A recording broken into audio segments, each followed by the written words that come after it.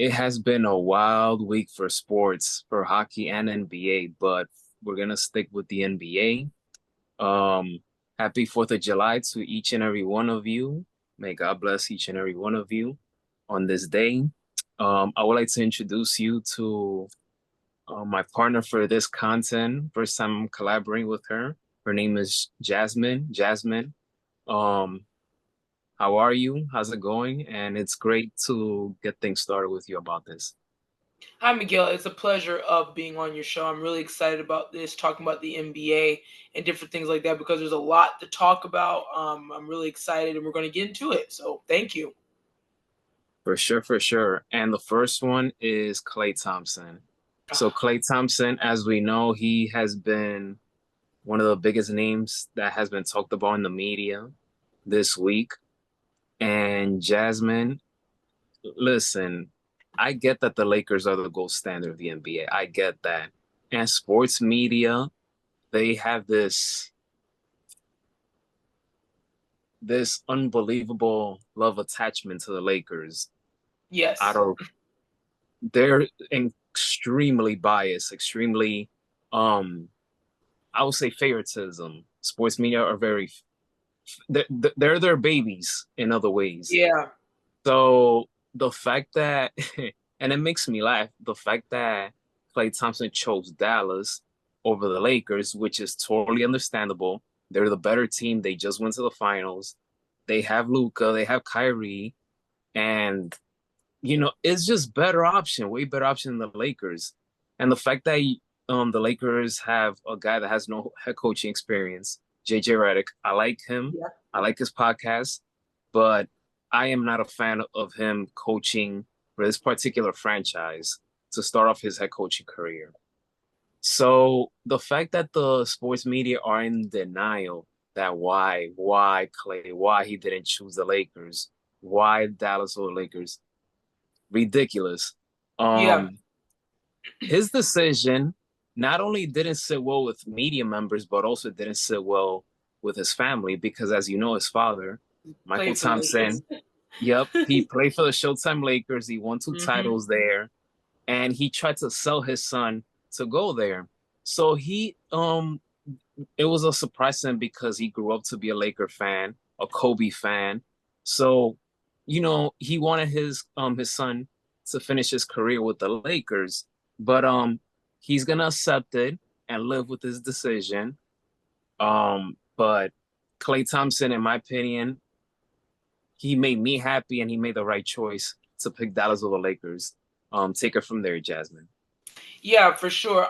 For Klay Thompson, like I said earlier, I just think this is big news because we saw, what Klay Thompson did with the Golden State Warriors. They have four titles, won, many games. I think over 200 games. Him, Curry, and Draymond, it was something like that, a crazy number like that. And that trio, well, we know them, the Splash Brothers, but that trio with Draymond, they have created one of the best dynasties in sports history, not just NBA but sports history. So seeing Klay Thompson leave, it was pretty sad because they built so many great memories in Golden State.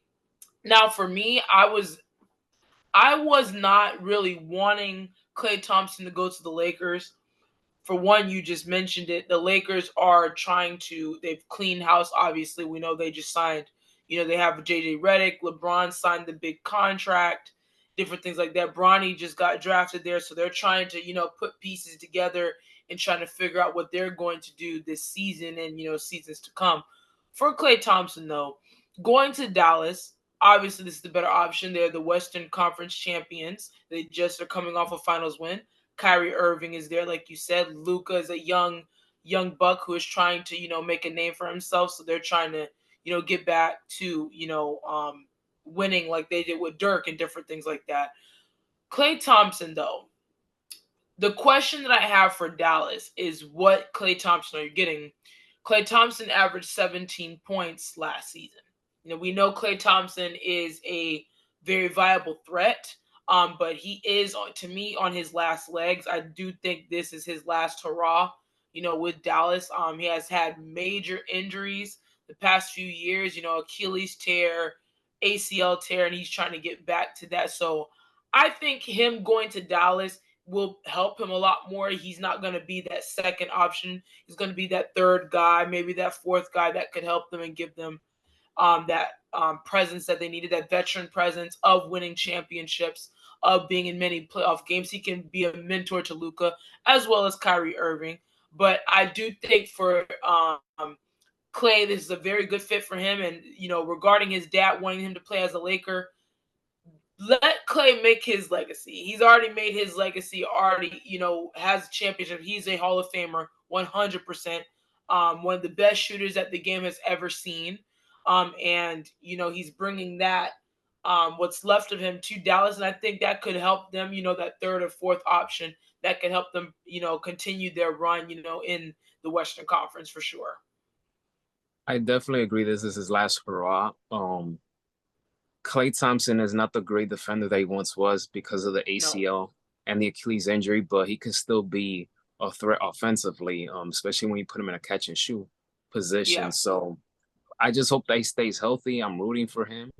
Hopefully he gets his fifth ring with Dallas. He's in great position of doing that. Dallas just hope that he can stay healthy and can contribute. So that's Correct. the best thing I could say about it. Um, And I believe this is one of those situations where you don't know what you have until it's gone. Because let's be honest, Klay Thompson, once Kevin Durant came to the Warriors, he basically was forgotten. And he saw everyone getting their extensions. He saw Wiggins, he saw everybody get their money, and Klay Thompson was basically forgotten. And Golden State, although I'm not a Golden State fan, but Same. in that dynasty team, Klay Thompson was my favorite player. Why? Because of the way he played both positions. So Curry, he tried to play defense, but it was Klay Thompson who guarded Kyrie, Russell Westbrook in those playoffs. It was him who took those Yeah. tough assignments. So, you know, it happens. It's the business of sports, is ruthless. But Klay Thompson had to make the best decision for himself and for his Right. family. Exactly.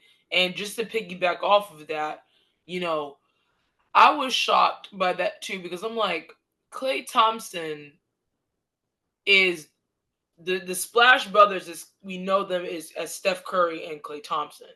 And I would have thought Golden State would have been all in on keeping those two guys. I was for sure Draymond was going to be the one leaving.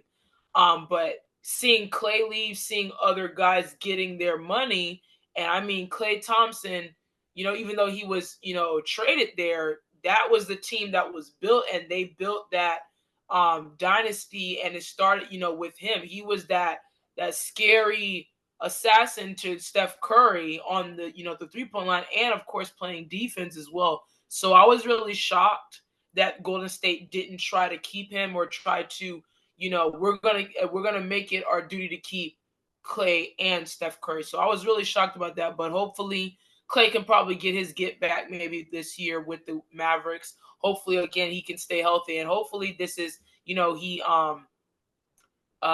wins his fifth ring, without them. And we all know they are retiring his jersey, so that's a good thing as well. Kemba Walker, he announced his retirement from the NBA. He played for 12 seasons, four-time All-Star. He's the Hornets' all-time leader in points with 14,486. The news surprised me in a way, but I feel like, wow, time has really, flown by because this is a guy that I've seen since he was in UConn, which he ended up winning in 2011. Yep. Unfortunately, injuries derailed his career, but I am happy that he is going back to Charlotte where it all started. He's going to be coaching there as a player enhancement coach. So hopefully he turns that franchise around. You have guys like LaMelo and Brandon Miller there. So let's see what happens, but I wish him the best of luck. And I've always been a fan of Kemba and his game, but it's just unfortunate that injuries had to Injuries, yeah. stop all of that. Right. I was really shocked too. I was like, Kemba, what? You know, yeah, he's 34 years old, but you still have a lot of those guys still playing, and things like that. You look at Klay, you look at Durant, LeBron, those guys are still playing. Kyrie are still playing at the high level. Kemba Walker is one of the great players that we've seen in this league. He has had many great performances that you're just like, wow. Like, and I was hoping he was able to get on a team where he could get him a championship ring and different things like that. But things unfortunately don't work out. Hopefully he's able to be that mentoring piece for a young Charlotte Hornets team. And definitely, train those guys and give them his expertise. He's had a great long career.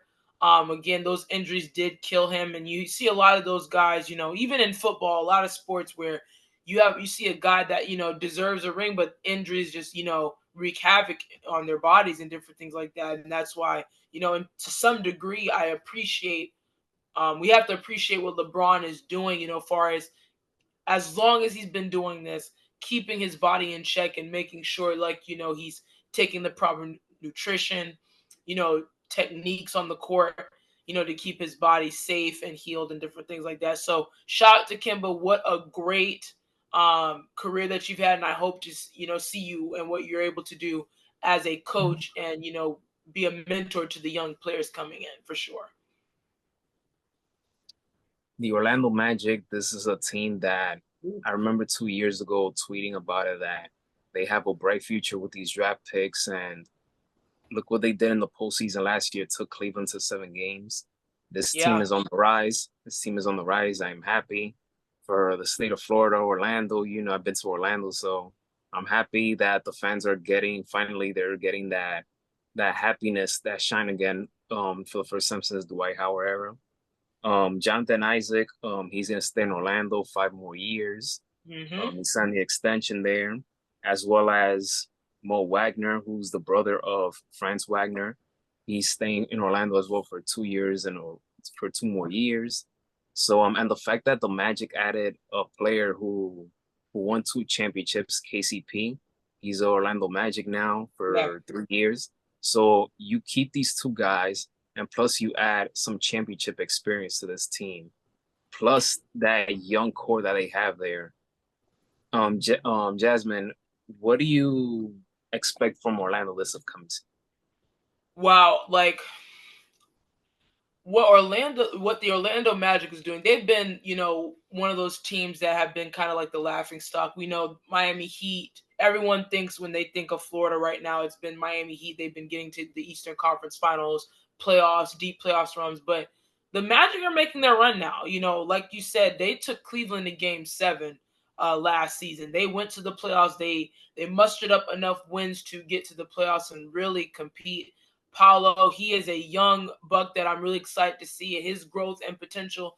You add KCP, and him and Drew Holiday, believe it or not, are the only two players since 2020 to win multiple championships. I mean, I did not see that happening at all. So having a guy like that who's been on winning teams, been with uh not Porzingis, with Denver, with LeBron and the Lakers and different things like that. You see those guys. He has that experience. He has that playoff experience. He's made big time shots, played big time defense. And he is a veteran in this league. So him able to add that philosophy that he learned from the Lakers and from Denver and bring that to a young team that's up and coming is going to be a very big deal. And I think he's going to fit that role very well. This is a young team that's going to be scary, 100%. And I don't think they're done. I think they're going to add some, a couple more pieces. We'll see, but I definitely see this team next year making one of those deep playoff runs. I really do. They have that taste of what it feels like, getting to the playoffs, knowing how to, go deep in the playoffs, like getting a go to Game 7 and different things like that. So I'm really excited for this Orlando Magic team, and they're a team to watch for the next couple of years, 100%, especially in the East. For sure. And this is a team that is solid defensively. Jonathan Isaac, he's a good rim protector. Yeah. And then you have KCP, who's a two-way player. He can shoot from the perimeter as well as defend. I really, really like what Orlando is doing. Again, this is a team that we got to look out for. So, but I don't want to predict them where I see them in the seedings, because I have to Yeah. see if this is not they made the playoffs this year. And sometimes there's a fluke that can happen. But this team on paper, they are not a play-in tournament team. They should be No, a top six, top six. I agree, and I'll stand with that too. And I just think that if I'm an Eastern team, what I love what the Magic is doing, we see a lot of these teams, they go get like these big stars, like that. What I love what they're doing is they're homegrown. Paulo is homegrown. They're starting to, okay, we're gonna draft our players, we're gonna draft this player, we're gonna build around him. That's what we need to see happen.